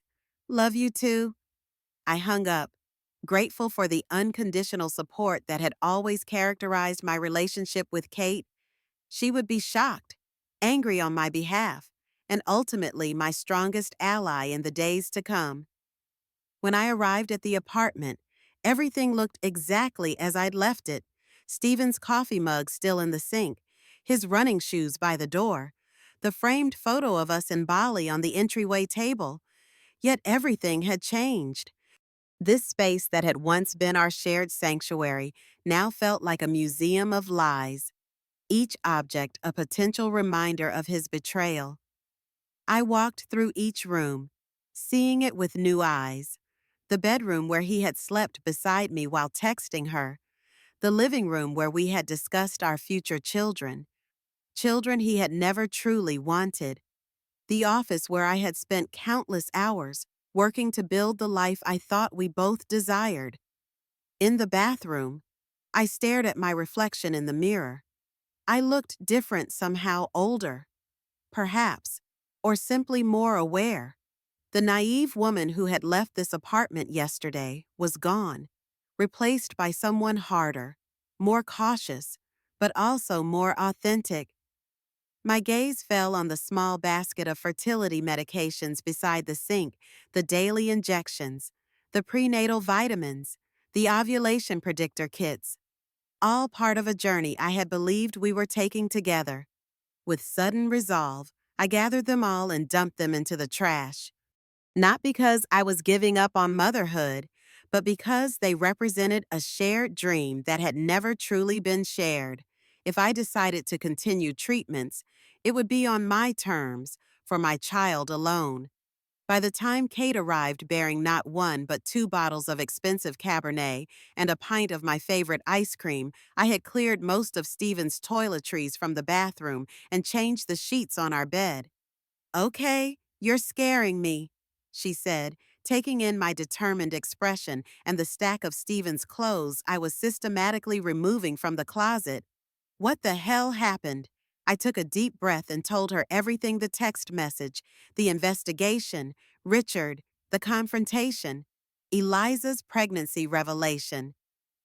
Kate listened in stunned silence, her expressions shifting from shock to outrage to heartbreak on my behalf. "That absolute bastard," she said when I'd finished, pouring us each a generous glass of wine. "After everything you've been through with the fertility treatments, I could kill him. I actually might." "Get in line," I said with a grim smile. "So it's definitely over. No chance of reconciliation." I shook my head firmly. "None. Even if I could forgive the affair, which I can't, I could never forgive the lies about wanting children. That's unforgivable." Kate nodded, understanding perfectly. She had been my confidant throughout the fertility journey, holding my hand after failed cycles, celebrating the small victories, listening to my fears and hopes. "What about the other husband, Richard? Are you going to stay in touch?" I shrugged, sipping my wine. "I don't know. We exchanged numbers, but once the divorces are underway, we might not have any reason to stay connected." "Unless you want to," Kate suggested, giving me a speculative look. "Don't even go there," I warned. "The man just found out his wife is pregnant and might have been cheating on him. The last thing either of us needs is more complications." "Fair enough," she conceded. "But you have to admit, there's a certain symmetry to it, both betrayed by spouses who found comfort in each other." I rolled my eyes, but couldn't help smiling. Trust Kate to find the romantic angle in this disaster. "Right now, the only relationship I'm focused on is the one with myself," I said. "And maybe my future child, if I decide to continue treatments. You would do that as a single mother." "I'm considering it," I admitted. "I've wanted a baby for so long. Kate, that hasn't changed just because Stephen turned out to be a lying, cheating asshole." She reached across the table to squeeze my hand. "For what it's worth, I think you'd be an amazing mother with or without a partner." "Thanks," I said, blinking back unexpected tears. "That means a lot." We spent the rest of the evening sorting through Stephen's belongings, creating piles for him to take and items to donate. It was cathartic, this physical dismantling of our shared life, with each shirt removed from the closet, each book pulled from the shelf. I felt lighter, more myself. "What about these?" Kate asked, holding up our wedding album and a box of mementos from our relationship. I considered them for a moment. "Storage for now. I can't look at them, but I'm not ready to throw away 8 years of my life either." She nodded, placing them in a box labeled Mary's Storage. "You know what I keep thinking about," I said, folding a sweater I had given Stephen last Christmas. Eliza, her pregnancy, the timing of it all. You think she's lying about the baby being Richard's? I don't know, I admitted. On one hand, it seems too convenient she gets caught having an affair and suddenly remembers she's pregnant with her husband's child. On the other hand, the fear in her eyes when she told us, that seemed genuine. People are complicated, Kate said philosophically. Maybe she did love both of them, in different ways. Maybe, I conceded, but love without honesty isn't really love at all. Later that night, after Kate had gone home with promises to check on me the next day, I sat alone in the apartment that no longer felt like a home. The silence was oppressive, filled with the ghosts of conversations and promises that had turned out to be empty. My phone pinged with a text message. It was from Richard. Made it home safely. The house feels strange, both empty and full of her presence. How are you holding up? I smiled faintly at the screen, touched by his thoughtfulness amidst his own crisis. About the same. Spent the evening clearing out Stephen's things with my sister. Therapeutic but exhausting. Are you okay? His reply came quickly, as okay as can be expected. Eliza's staying with her sister tonight. We're meeting tomorrow to discuss next steps, including the paternity test. Good luck with that conversation. It won't be easy. None of this is easy, but having someone who understands helps. Thank you again for reaching out to me. I stared at his message, feeling an unexpected warmth. In the midst of this painful chaos, there was something oddly comforting about connecting with someone who was walking a parallel path. Thank you too. Get some rest. You too, Mary. Good night. I set my phone aside and glanced around the half-emptied apartment. Tomorrow would bring new challenges calling my parents to break the news, facing colleagues who didn't yet know my marriage was over, beginning the formal divorce process. But for tonight, I had survived the worst of it. I had faced the truth, painful as it was, and I was still standing. That, I decided as I finally climbed into bed alone, was victory enough for now. Monday morning arrived with the harsh reality of what lay ahead. I had spent Sunday in a productive haze, removing more of Stephen's belongings, contacting my parents with an abbreviated version of events, and preparing for the work week with a determination that surprised even me. My phone had remained conspicuously silent. No calls or texts from Stephen, which was probably for the best. We had nothing left to say to each other that couldn't be handled through our attorneys. Caroline Winters, my chosen divorce lawyer, had responded immediately to my Sunday email, scheduling a meeting for first thing Monday morning.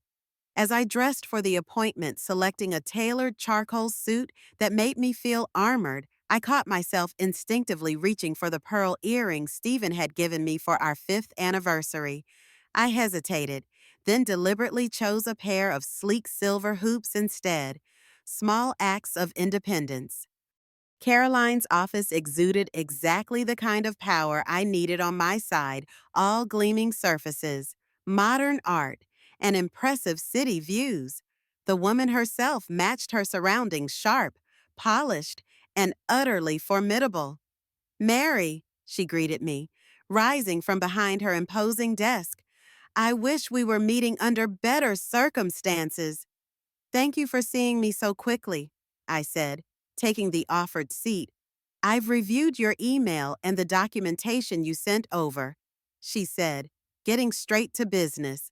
First, let me say I'm sorry you're going through this. Second, let me assure you that you're in a strong position. How so? New York is an equitable distribution state, not a community property state. That means the court divides assets fairly, not necessarily equally. Given your husband's infidelity and financial deceptions, particularly the misuse of joint funds for gifts to his mistress, and that planned European vacation, we have leverage. She smiled thinly. Men who cheat and lie about money generally don't fare well in divorce court. I nodded, appreciating her directness. You mentioned in your email that you'd like to keep the apartment and continue your fertility treatments. Both are achievable goals. She consulted her notes. Your career as a corporate attorney puts you in a strong financial position independently, and your contributions to the marriage have been at least equal to your husband's. I don't want this to become ugly, I said carefully. I'm angry, yes, but I'm not interested in a protracted legal battle that drains both our resources and emotional reserves. Caroline leaned forward. Mary, listen to me. I understand the desire to be fair and take the high road. That's commendable. But your husband didn't extend you the same courtesy when he was spending your joint funds on his mistress or lying about wanting children while you underwent painful and expensive fertility treatments. I flinched at her bluntness, but couldn't argue with her assessment. I'm not suggesting we try to take everything, she continued in a softer tone, but I am suggesting we negotiate from a position of strength. Stephen needs to understand there are consequences for his actions.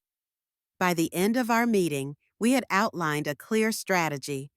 Caroline would reach out to Stephen today, giving him the name of several respected divorce attorneys she worked well with. We would propose an initial settlement that was fair but firmly in my favor, particularly regarding the apartment and a portion of our investments that would fund my continued fertility treatments if I chose to pursue them. What about the country house? I asked as our meeting was winding down. Caroline raised an eyebrow. Do you want it? I thought about the beautiful cedar-sided retreat, the lake views, the memories we had created there now all tainted by the image of Stephen and Eliza arriving for their illicit weekend. No, I said firmly. I want to sell it and split the proceeds. Good decision. Caroline nodded. Clean breaks are best. As I left her office, I felt a curious mixture of sadness and liberation. The legal machinery of divorce was now in motion, the formal dismantling of a union I had once believed would last forever. Yet, with each step, I felt more like myself, not Stephen's wife, not half of a couple, but Mary Hall, an individual with her own dreams and strengths. My phone buzzed with a text message from Richard. Just left the doctor's office with Eliza. Paternity test scheduled for next week, though they can't do the actual test until later in the pregnancy. How did your lawyer meeting go? I smiled faintly at the screen. Our strange connection was continuing, a lifeline of understanding in choppy waters. As well as could be expected, my lawyer's reaching out to Stephen today. She thinks we can settle without too much drama if he's reasonable. His reply came quickly. Hope so. Eliza wants to try counseling. I've agreed to a few sessions, but only to establish a healthy co-parenting relationship. I was clear that our marriage is over. I felt an unexpected pang at his words. That's generous of you, and probably wise for the baby's sake. What about you? Any second thoughts? None. I typed decisively. Some betrayals can't be undone.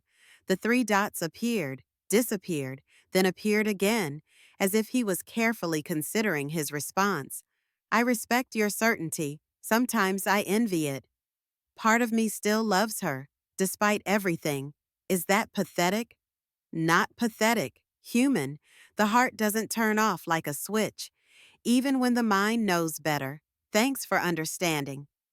Dinner sometime this week, as friends who don't have to explain everything from scratch. I hesitated. Was this a good idea? We were both still raw, still navigating the wreckage of our marriages. But the thought of talking to someone who truly understood was appealing. Sure. Thursday. There's a quiet Italian place in the West Village that makes an excellent Barolo. Perfect. 7 p.m. See you then? I tucked my phone away, pushing aside the voice that questioned the wisdom of maintaining this connection. Richard was a friend, the only person who truly understood what I was experiencing. Nothing more. The next few days passed in a blur of work. meetings with Caroline, and logistical arrangements for the separation of my life from Stephen's. He had moved out as requested, taking only essential clothing and personal items. Through our attorneys, we'd arranged for him to collect the rest of his belongings the following weekend while I was out of the apartment.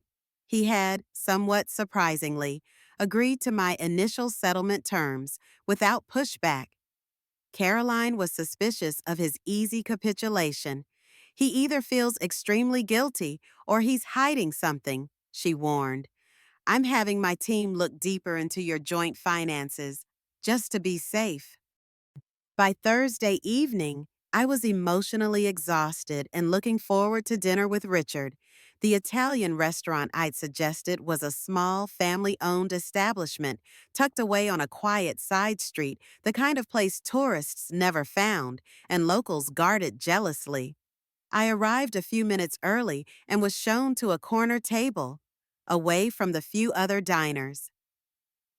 Richard arrived precisely on time, looking both familiar and different in charcoal slacks and a navy blazer more casual than when we'd first met, but still refined. He smiled when he saw me, a genuine expression that reached his eyes. "This place is perfect," he said, sliding into the seat across from me. "How did you find it?"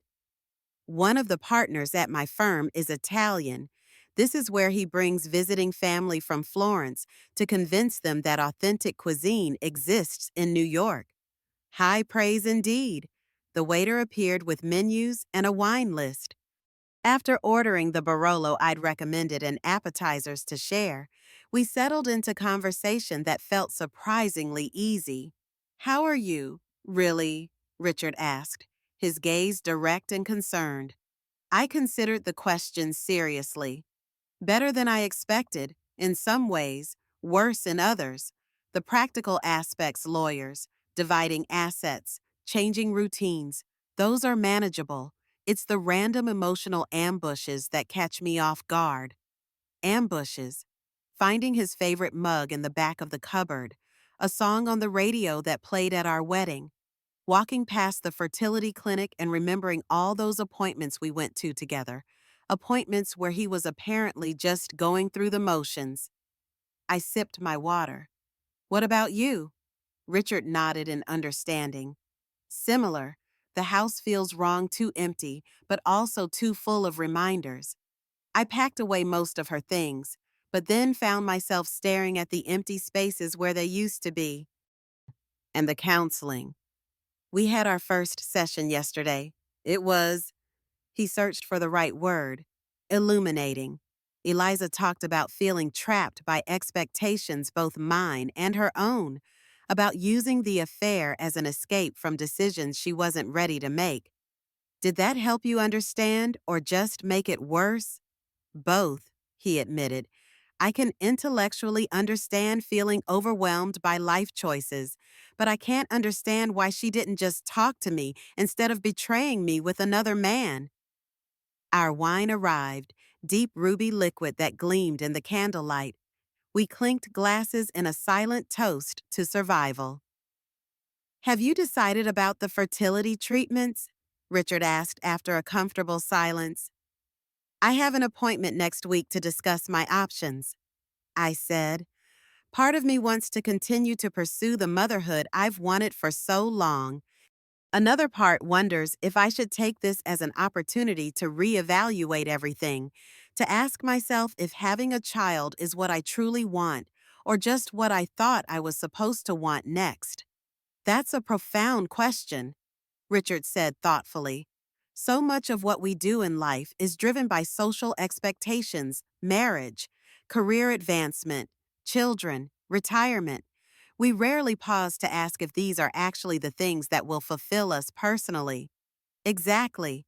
And now, I have this strange opportunity to reimagine my life completely. It's terrifying and exhilarating at the same time. Our appetizers arrived burrata with heirloom tomatoes and prosciutto, with melon momentarily pausing our conversation. As we ate, I found myself studying Richard's face, noticing details I'd missed in the emotional chaos of our first meeting, the slight crinkles at the corners of his eyes that suggested he smiled often, the thoughtful way he considered each bite before taking it, the elegant strength of his hands as he reached for his wine glass. "What?" he asked, catching me watching him. "Nothing," I said, slightly embarrassed. "Just thinking how strange it is that we're sitting here having dinner like old friends when we've known each other less than a week. Shared trauma creates powerful bonds," he said with a small smile. "Besides, I like not having to explain everything from the beginning. You already know the worst parts of my story." True, no need for the usual first date obfuscations. As soon as the words left my mouth, I regretted them. This wasn't a date. It was two wounded people seeking understanding from the only other person who could truly provide it. Richard, thankfully, didn't seem fazed by my slip. Exactly. No need to present the carefully curated version of myself that hides all the messy realities. The rest of dinner passed pleasantly, our conversation moving away from our respective divorces to discover shared interests in architecture, his profession, my hobby, classic films we both had a weakness for Hitchcock, and travel we'd both visited Japan and considered it one of our favorite destinations. By the time we finished dessert, a tiramisu that lived up to the waiter's effusive recommendation, I realized I had spent the entire evening without once thinking about Stephen. It was the first time since discovering his betrayal that I had experienced hours of genuine enjoyment without the shadow of pain. "Thank you for this," I said as we stepped out into the cool evening air. "I needed a night of normal conversation more than I realized." "Same here," Richard agreed.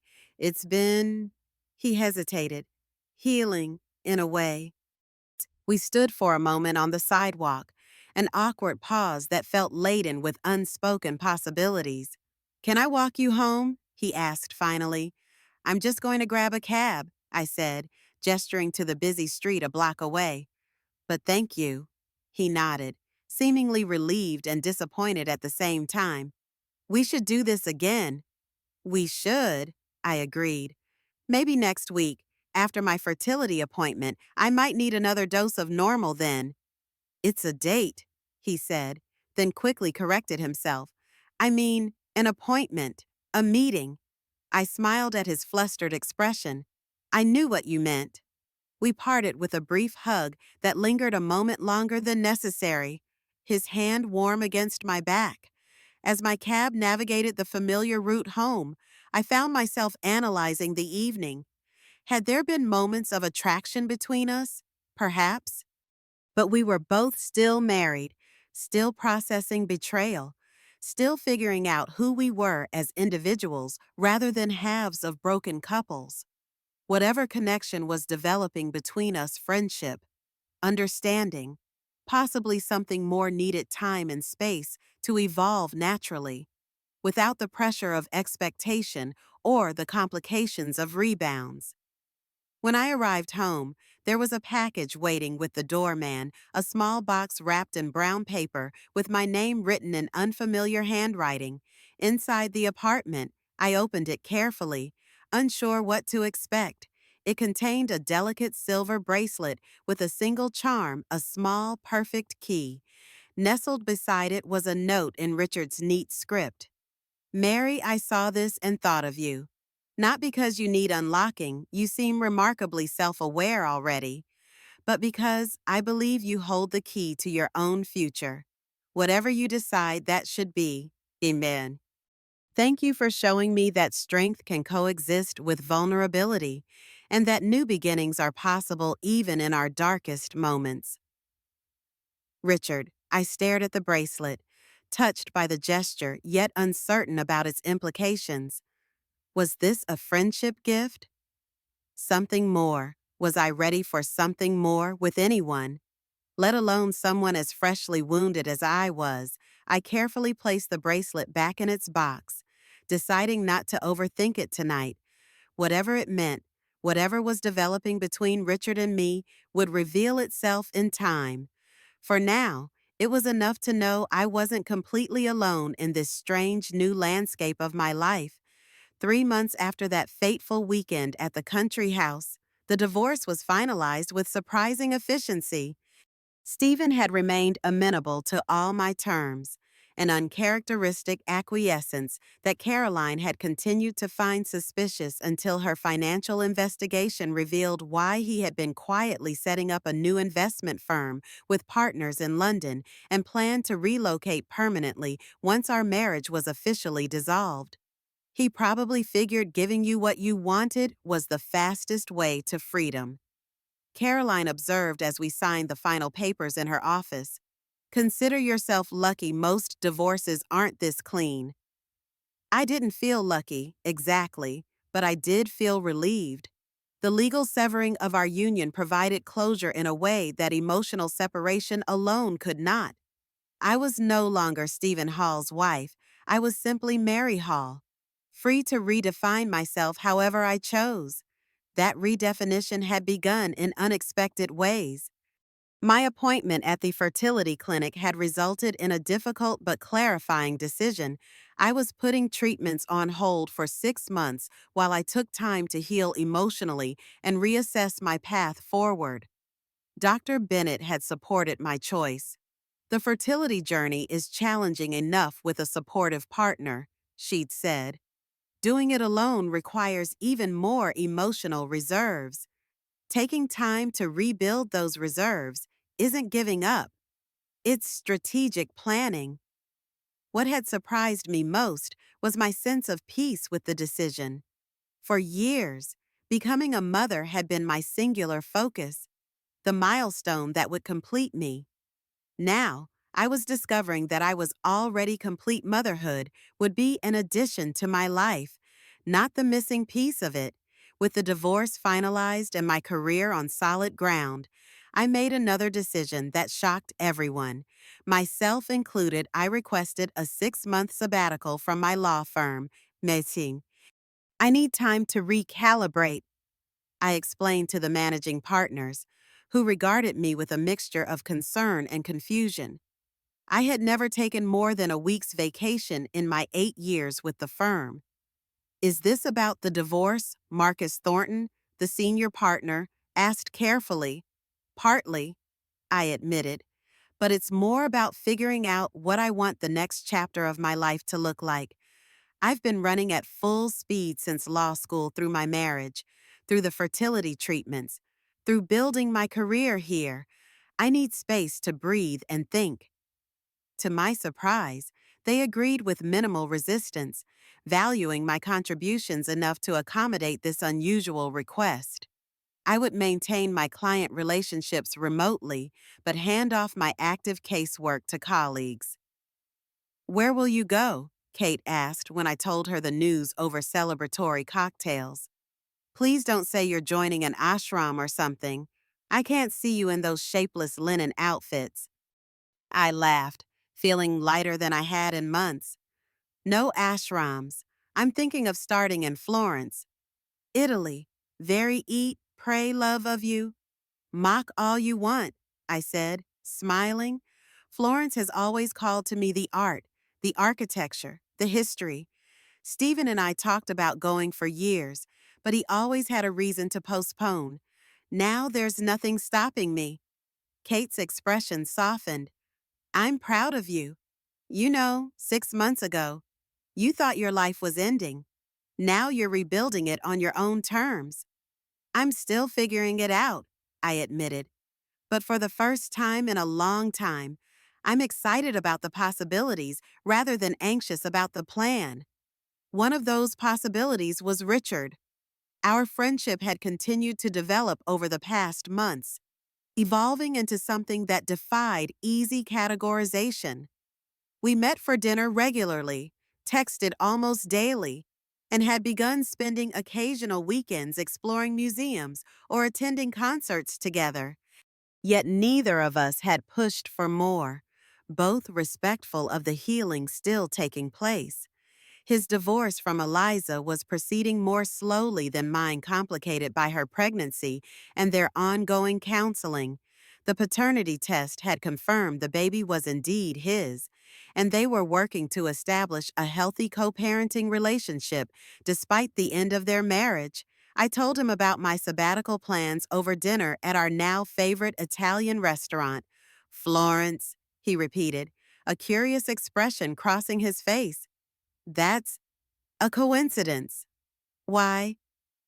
I've been invited to teach a summer architecture course at the Lorenzo de' Medici Institute there, a 4-week intensive on Renaissance design principles and their modern applications. I stared at him, processing this information. When, July and August, I was planning to be there in May, I said slowly, but my schedule is flexible. We looked at each other, the possibility hanging between us. It would be nice to know someone in a foreign city, he said carefully. It would, I agreed, equally cautious. Neither of us acknowledged the deeper implication that fate or coincidence was offering us an opportunity to explore our connection in a new setting, away from the shadows of our past marriages. By early May, I had sublet my apartment, packed 2 suitcases with essentials, and bid farewell to New York. My first destination was Florence, where I had rented a small but charming apartment in the historic center, within walking distance of the Duomo and the Uffizi Gallery. The city embraced me from the moment I arrived, its warm golden light, its melodic language, its unhurried pace so different from Manhattan's frenetic energy. I spent my days wandering cobblestone streets, visiting museums, sketching in small leather-bound journals I purchased from local artisans, and sampling every gelato flavor I could find. For the first time in years, perhaps ever, I had no schedule, no deadlines, no expectations. I could spend an entire afternoon watching the changing light on the Arno River if I chose, or lose myself for hours in the masterpieces of the Uffizi. I began taking Italian lessons 3 mornings a week, delighting in the musical cadence of the language. My instructor, Sophia, a vibrant woman in her 60s, quickly became both teacher and friend, inviting me to family dinners where I fumbled through conversations with her patient relatives. You are healing, she observed one day as we sat at a cafe after class, watching tourists stream across the Ponte Vecchio. Is it that obvious? I asked, surprised by her perception. She smiled, her eyes wise in her sun-kissed face. I have seen many American women come to Florence with shadows in their eyes. Something about this city helps the shadows fade. What is it? Do you think? I wondered aloud. The beauty, the history. All of that, yes, but also the permission to simply be. Americans, especially, are always doing, achieving, planning. Here, we value the art of existence, the perfect coffee, the sunset over the Arno, a conversation with no purpose except pleasure. These are not wasted time but life itself. Her words resonated deeply. How much of my life had been spent in the pursuit of the next achievement: law school, partnership track, marriage, the race against my biological clock, always striving, rarely pausing to simply experience the moment. As May turned to June, I felt myself changing not dramatically, but subtly, like a plant gradually turning toward the sun. I slept better. I laughed more easily. I began to recognize my reflection again, the shadows under my eyes fading, replaced by a healthy glow that came from daily walks and the simple Tuscan diet. Richard and I remained in contact, sharing my discoveries via text and occasional video calls. He seemed genuinely happy for my transformation, never pressuring me with expectations about his upcoming arrival. Still, as July approached, I found myself increasingly aware of the impending shift in our dynamic. Would his presence enhance my journey of self-discovery or complicate it? Was I ready to explore the gentle attraction that had been simmering between us? Most importantly, had I healed enough to trust again? These questions occupied my thoughts as I walked through the Uffizi one warm Tuesday morning, seeking solace among the Botticellis and Michelangelos that had become like familiar friends. The gallery was relatively quiet, the summer tourist crush not yet at its peak. I rounded the corner into the Botticelli room, intent on spending time with The Birth of Venus, a painting that never failed to move me with its serene beauty. As I approached, I nearly collided with a tall man studying a museum map with intense concentration. Ayasquoyan. Me scusi, I began automatically, then stopped short. Richard? He looked up, surprise giving way to genuine pleasure as recognition dawned. Mary, is that really you? For a moment, I couldn't speak, my mind struggling to reconcile his presence here. Now, weeks before he was expected. In the flesh, I finally managed, suddenly conscious of my casual sundress and sandals, my hair loose around my shoulders instead of in the severe styles I'd favored during my attorney days. What are you doing in Florence so early? I asked, still processing the shock of seeing him here, in my sanctuary. The Institute asked if I could come ahead of the summer program to help develop the curriculum, he explained, gesturing to the sketchbook tucked under his arm. I've been here 3 days, getting my bearings. Why didn't you tell me? The question came out more accusatory than I'd intended. He looked chagrined. I thought about it, but I wasn't sure if you'd want me intruding on your personal journey. You've seemed so peaceful in your messages, so I thought I'd give you the option of reaching out when if you wanted to. His consideration touched me, the respect for my space and healing process evident in his hesitation.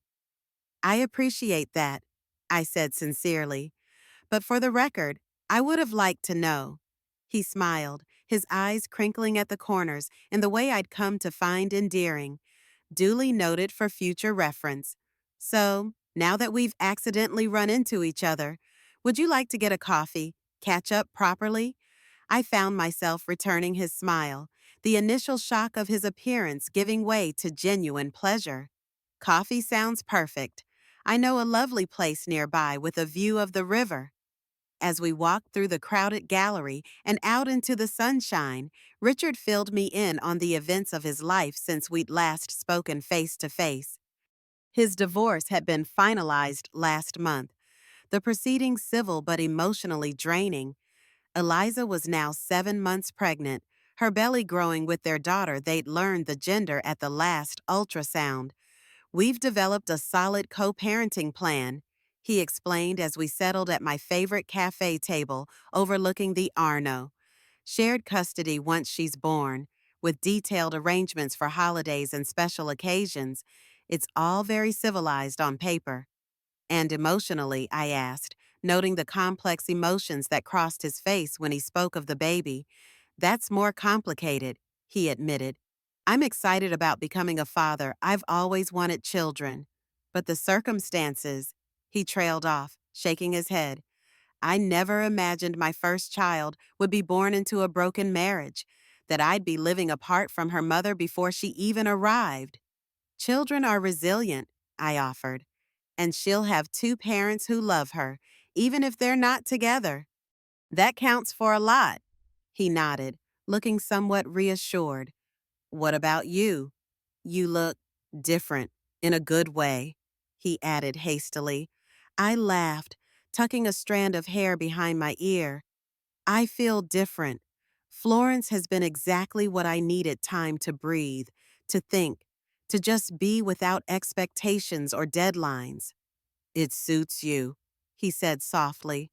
You have a glow that wasn't there in New York. I felt myself blush under his appreciative gaze, an unfamiliar vulnerability that was both unsettling and exciting. And the fertility treatments, he asked carefully. Have you decided whether to continue when you return? I'm still not sure, I admitted. Part of me still wants a child that hasn't changed, but I'm less frantic about it now, less defined by it. If it happens, wonderful. If not, I'm learning that my life can be full and meaningful in other ways. That sounds like wisdom to me, he said, not giving up on a dream, but not being consumed by it either. We talked for hours. Our coffee cups repeatedly emptied and refilled as the afternoon sun tracked across the sky. Richard told me about his department's latest projects, his plans for the course he was developing, his adjustment to life as a soon-to-be single father. I shared stories of my travels, my small apartment in the historic center, my tentative plans to return to law but with a different focus, perhaps family advocacy or reproductive rights. There was an ease between us that felt both familiar and entirely new. We had met under the most painful circumstances, witnessed each other at our most vulnerable. Yet here we were months later, changed but whole, sharing a beautiful afternoon in one of the world's most romantic cities. As twilight approached, Richard glanced at his watch reluctantly. "I have a dinner with some colleagues from the Institute," he explained. "Part of my orientation. Otherwise, I'd suggest continuing this over dinner." "Of course," I said, reaching for my purse. "It was wonderful running into you, Richard." "Wait," he said quickly. Would you? Would you like to meet again? Perhaps tomorrow I'd love to see your apartment, hear more about your experiences in Florence." I studied his face, searching for any hint of obligation or pity. Instead, I found only genuine interest and something else, a tentative hope that mirrored my own unexpected feelings. "I'd like that," I replied simply. "How about lunch? I know a little trattoria that makes the most amazing pappardelle with wild boar ragu." "Perfect," he agreed, his smile widening. "Shall we say 1 o'clock?" We exchanged phone numbers, our Italian ones, though we already had each other's American numbers, and parted with a light hug that lingered just a moment longer than necessary. As I watched him walk away, I felt a curious lightness in my chest. Not the butterflies of infatuation, but something more substantial, a recognition, perhaps, of possibilities I hadn't allowed myself to consider until now. Richard arrived at my apartment precisely at 1 o'clock the next day, bearing a small bouquet of sunflowers and a bottle of Tuscan wine. My small rental was on the top floor of a centuries-old building, with a tiny balcony that offered a sliver of a view of the Duomo's iconic dome.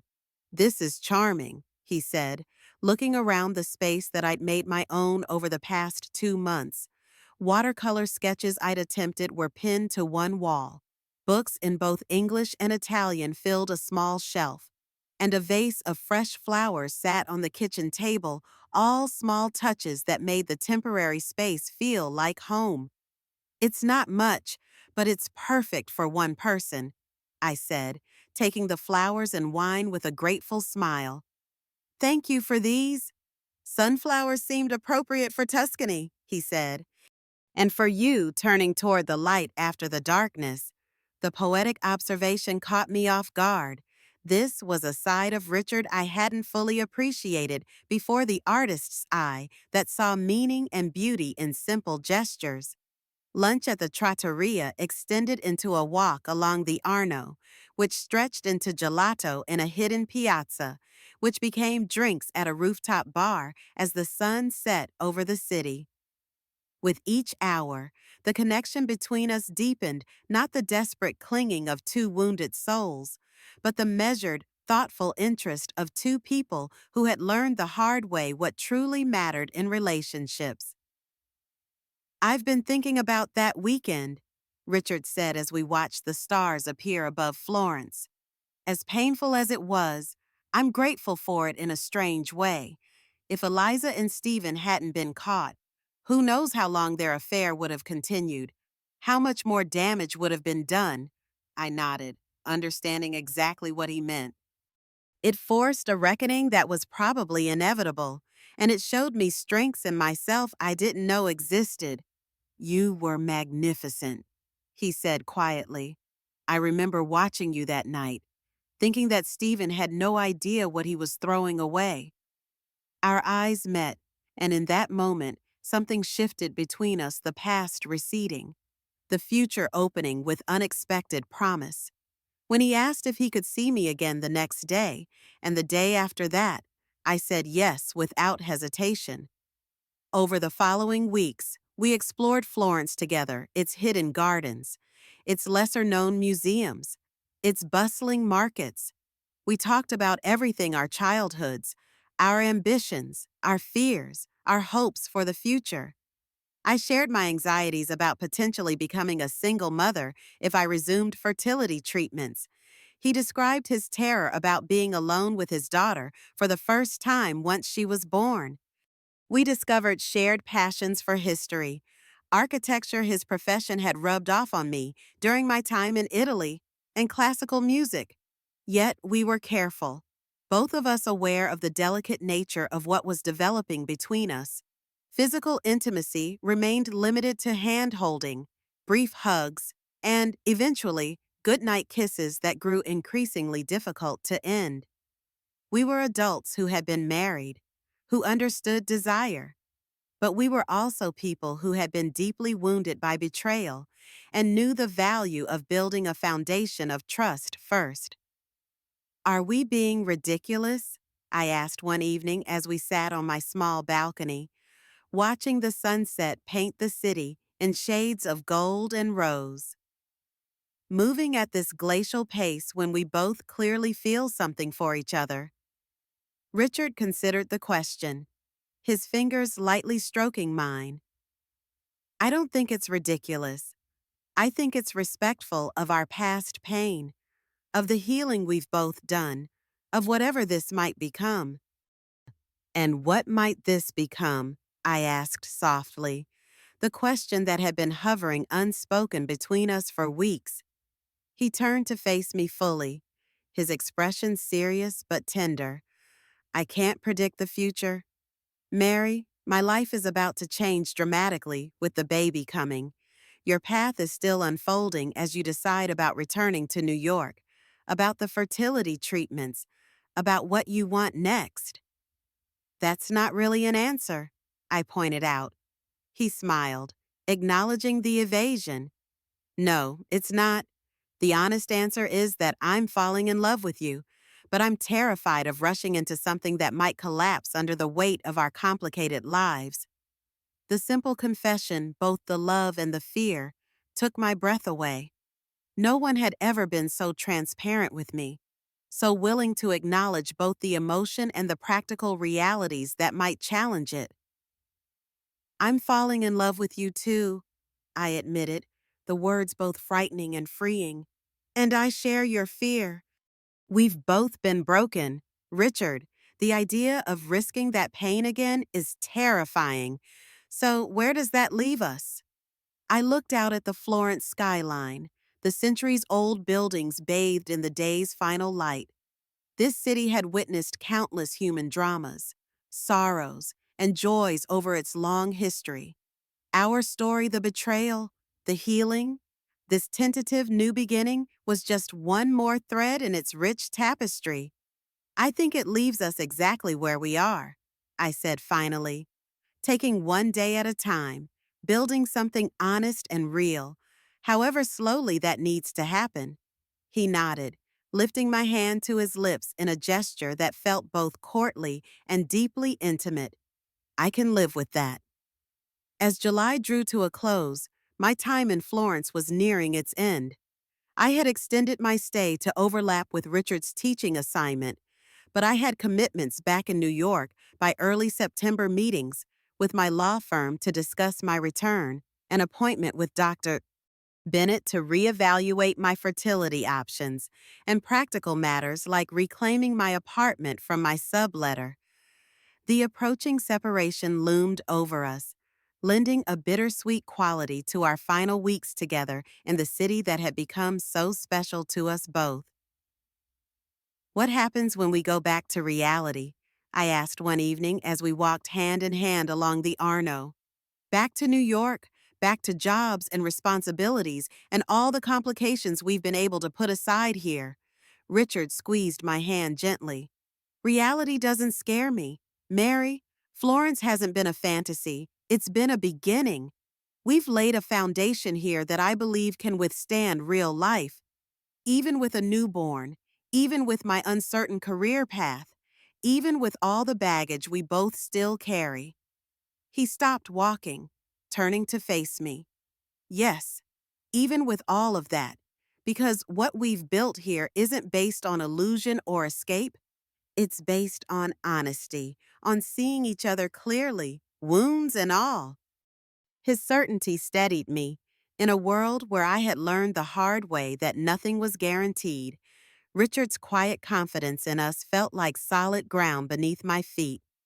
The day before I was scheduled to leave for New York, we spent a final day together visiting our favorite spots in Florence, the quiet corner of the Boboli Gardens, where we'd shared our first real kiss, the tiny restaurant near the Ponte Vecchio, where we'd had our first official date, the steps of the Piazzale Michelangelo, where we'd watched sunset over the city, while Richard sketched the skyline and I attempted to capture it in watercolors. Our last stop was the Uffizi, returning to the spot where we had reconnected by chance 2 months earlier. Standing before Botticelli's Birth of Venus, I felt a profound sense of completion, not of an ending, but of a cycle of renewal. She looks different to me now, I observed, studying the serene goddess emerging from the sea. When I first arrived in Florence, I saw her isolation, her vulnerability. Now I see her strength standing alone but unashamed, complete in herself. Richard's arm slipped around my waist, a gesture that had become comfortably familiar. "That's how I see you," he said softly. "Complete in yourself. Whether you're alone or with someone else, it's what makes loving you a choice rather than a need." That evening, as we shared a final dinner on my small balcony, the elephant in the room could no longer be ignored. "I fly out tomorrow at noon," I said, pouring the last of the wine into our glasses. "And you'll be here for another month before returning to New York." Richard nodded, his expression contemplative. "And then Eliza is due in early October. So much change ahead," I murmured, watching the lights of Florence twinkle in the gathering dusk. "For both of us. Change doesn't have to mean ending," he said, reaching across the table to take my hand. "What we've found here, I don't want to lose it. Mary, neither do I admitted.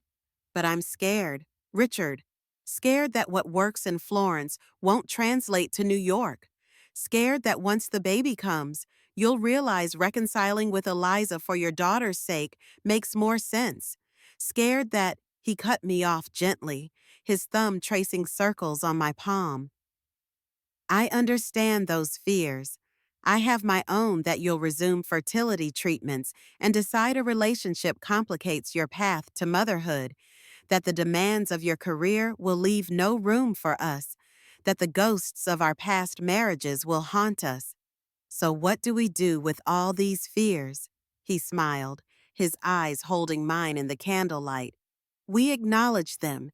We talk about them. We face them together instead of letting them drive us apart." His words reminded me of everything that had been missing in my marriage to Stephen: the transparency, the willingness to confront difficult truths, the partnership in facing challenges rather than retreating into separate corners. "I want to try," I said finally. "Whatever challenges come, whatever complications we face, I want to try to make this work beyond Florence." The relief and joy that spread across his face told me he had been harboring his own anxieties about my answer. "That's all I ask. That we try, together." Later, as Richard prepared to leave for his own apartment, our goodbye at my door was filled with both sadness at our impending separation and hope for what lay ahead. "This isn't goodbye," he said, framing my face gently with his hands. "It's just until we meet again. In New York, I confirmed. In reality with you sounds pretty wonderful to me. His kiss was both a promise and a farewell, sweet with the taste of wine and the knowledge that what we had built over the summer was strong enough to survive the challenges ahead. The next morning, as my plane lifted off from Italian soil, I pressed my palm against the window, watching Florence recede beneath me. A year ago, I had boarded a different plane broken and alone, seeking solace and distance from the pain of betrayal.